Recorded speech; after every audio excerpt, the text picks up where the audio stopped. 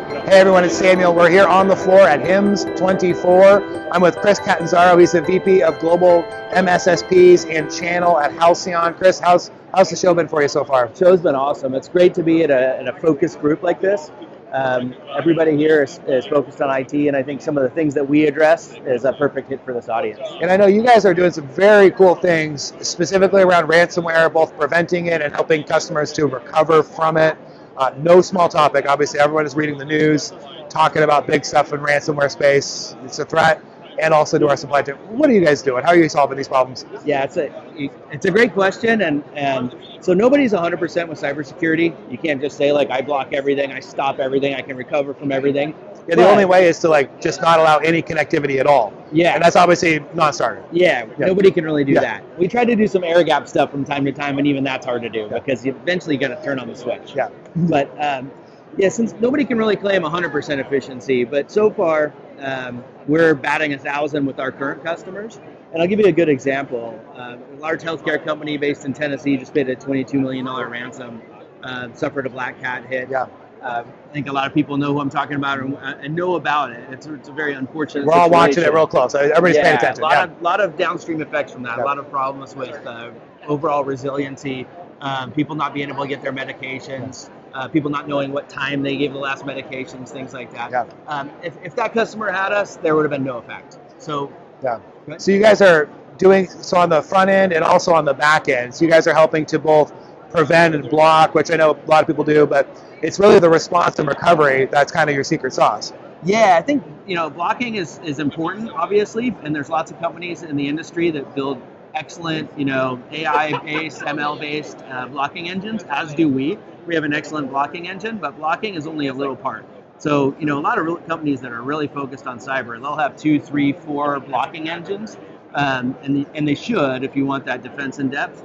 But where we really shine is on the recovery. So how that works for us is we're laser focused on ransomware, and all ransomware, what the bad guys are trying to do is come in and encrypt all the devices, right? Your servers, your laptops, everything.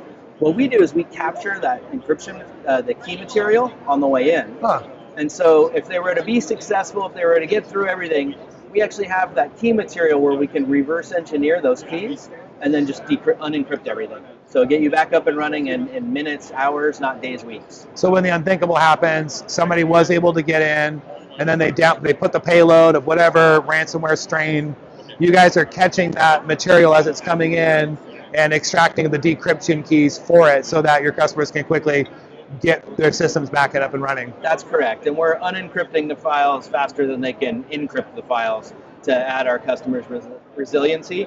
And then typically those bad people just go away. It's just kind of like the old adage, if you have a house with a really advanced alarm system and bad guys come to break in, they realize, that's the TZR 6000 alarm. I'm going to go next door where they don't have an alarm. So typically just once the attackers see that we're in the environment, they start to bugger off anyway. Yeah.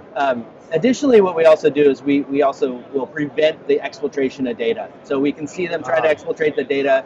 There's only certain techniques and procedures that the ransomware groups use.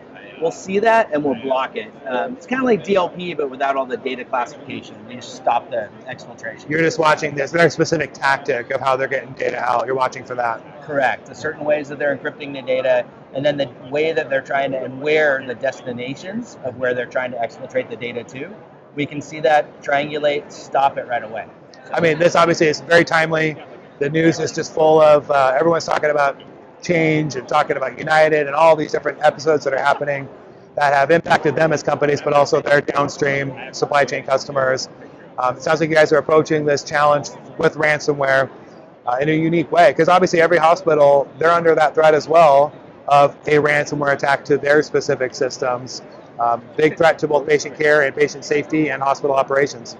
Yeah, that's right. And it's one of the few areas where, and it's unfortunate to say, but people actually die. I mean, there's a lot of documentation about there's tens and 20s of people that die every week from. Even one would be one too many from a cybersecurity incident. But if you get ransomware and they shut off a ventilator, a device that's not typically online that doesn't follow the rest of the protocols.